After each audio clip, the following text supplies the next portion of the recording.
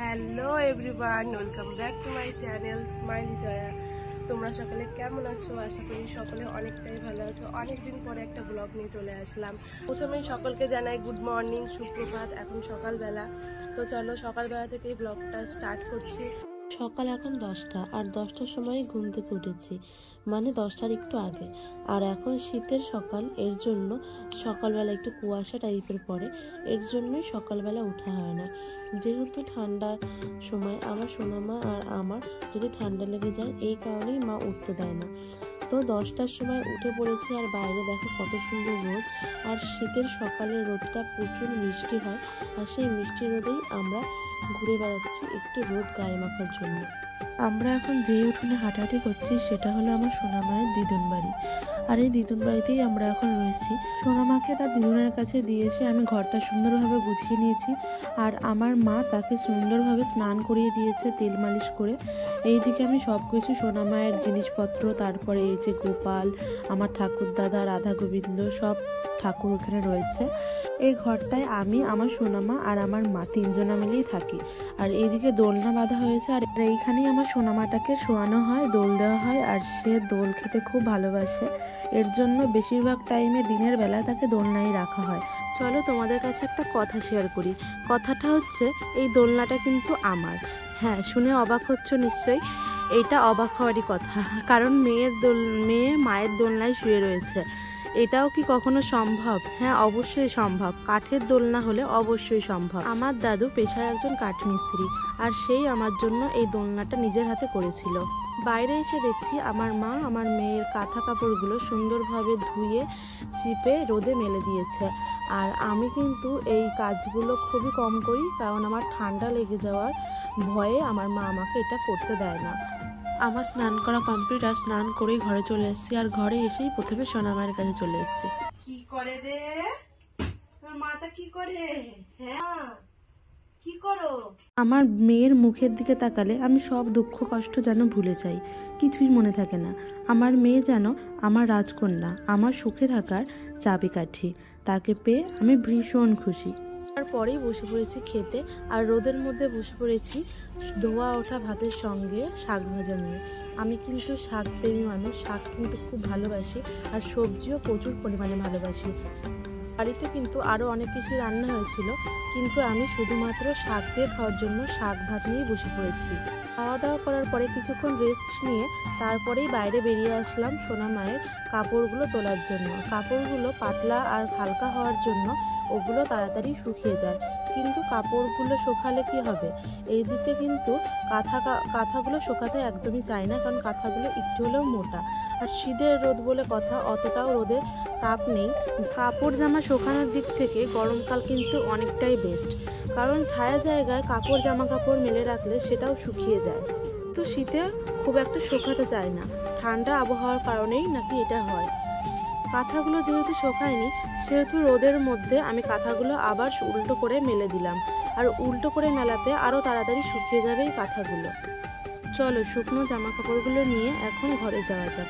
আর ঘরে গিয়ে বসে পড়েছি জামা কাপড়গুলো ভাঁজ করতে। যে সোয়েটারটা পাশে ভাঁজ করে রাখলাম সেটাই আমার মেয়েকে পরিয়ে দেব, কারণ একটু পরেই বিকেল হয়ে যাবে, আর বিকেলবেলা হলেই কিন্তু ঠান্ডা পড়ে যায়।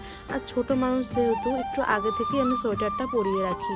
পিছনে আমার মা আমার মেয়েটাকে দোল দিচ্ছে, আর দোল দেওয়ার কিছুক্ষণ পরেই আমার মা চলে গেল পাশের রুমে। আর পাশের রুমটাই কিন্তু আমাদের দোকান ঘর। আমাদের দুটো দোকান ঘর রয়েছে বাড়ির সামনে, আর দোকানের পাশেই রয়েছে এই রুমটা, আর এই রুমটাতেই আমরা তিনজন মিলে থাকি। তো আমি এখন রেডি হয়ে গেছি কটা ভিডিও করার জন্য। তো চলো এখন কটা ভিডিও করা যাক। যে আমার কটা ভিডিও করে দেবে সে এসছে, সেই বোনটা। তো চলো ভিডিও করার পরে তোমাদের সঙ্গে দেখা হচ্ছে। এখন চলে এসেছি উপরের ঘরে, আর এখন কটা রিলস ভিডিও বানাবো, এর জন্যই উপরের ঘরে এসেছি। তো চলো, আমার ক্যামেরাম্যান এখানে রেডি হয়ে রয়েছে। তো এই যে আমার ক্যামেরাম্যান এখানে দাঁড়িয়ে দাঁড়িয়ে কুরকুরি খাচ্ছে, একটু তাকাও। এইখানে অন্ধকার হচ্ছে, এই দেখো। আপনারা সবাই কেমন আছেন? উরি বাবা। তো এই যে আমাদের বাড়ির সামনে এই যে একটা স্কুল বড়, আমার মেয়েটাকে আমি ঘুম পাড়িয়ে রেখে গেছিলাম দোলনার মধ্যে, আর তার পাশেই বসেছিল আমার মা, দোল দিচ্ছিল। তো কিছুক্ষণ পরেই আমি আওয়াজ পাই তার আওয়াজ পাওয়া মাত্রই আমি উপর থেকে নিচে চলে এসেছি, আর এসে দেখি সে কান্না করছে, কিছুতেই থামাতে পারছে না আমার মা তাকে। তো তার খিদে পেয়েছে, তার জন্য সে কান্না করছে। তো নিচে এসে যে ওকে একটু খাইয়ে দিয়েছি, সেইও চুপ হয়ে গেছে। এই যে এখন আমি মেয়েকে নিয়ে বসে আছি তোমাদের সামনে, আর তোমরা তো শর্ট ভিডিও তো দেখে বুঝেই গেছো আমার মেয়ে হয়েছে। তো এই দেখো আমার মেয়েকে এখন খাইয়ে দিয়ে এই যে এখন একটু ঘুমাবে। ভাবেই আমার সোনামাকে নিয়ে আমার দিনটা যে কিভাবে কেটে যায় আমি বুঝতেই পারি না। দিনটা খুবই ভালো কাটছে আমার মেয়েকে নিয়ে। আর আমার মেয়েটা জানো আমাকে খুব একটা বেশি জ্বালাতন করে না। প্রথম 1 মাস রাত্রেবেলা একটু কষ্ট পেয়েছিলাম, সে রাত্রেবেলা ঘুমাতেই চাইতো না, কিন্তু এখন 1 মাস পর থেকে ও বেশ রাত্রেবেলা ভালোই ঘুমায়, আর আমাদেরকেও ভালোই ঘুমাতে দেয়। কিছু কাঁথা আর কাপড় শুকিয়েছিল না, একটু লেট করে শুকানোতে মা সেগুলো পরে ঘরে নিয়ে এসেছিল, আর সেগুলোই এখন গোছাতে বসে পড়বো। আর গুছিয়ে রাখলে আমারই সুবিধা হয়, কাজগুলো এগিয়ে থাকে আর কি। আর মেয়ের এই কাঁথাগুলো কিন্তু আমিও বানাইনি, আমার মাও বানায়নি, বানিয়ে দিয়েছে তার বড় মা, মানে আমার দিদা। আমার দিদা খুব সুন্দর কাঁথা বানাতে পারে, আমার মাও পারে, কিন্তু আমি অকম্মার ঢেকি, আমি কিছুই পারি না। মাঝে মাঝে ভাবি আমি আমার দিদাকে আর দাদুকে কপাল করে পেয়েছি, কারণ তারা আমাকে এত পরিমাণে ভালোবাসে সেটা বলার মতো নয়। আর এখন আমার মেয়েকেও তারা কোনো রকমভাবে ভালোবাসা কমতি রাখে না। দেখতে দেখতে কিন্তু আমার সোনা মায়ের 1.5 মাস কমপ্লিট হয়ে গেছে। সামনে 15 তারিখ আসলে 2 মাস কমপ্লিট হয়ে যাবে।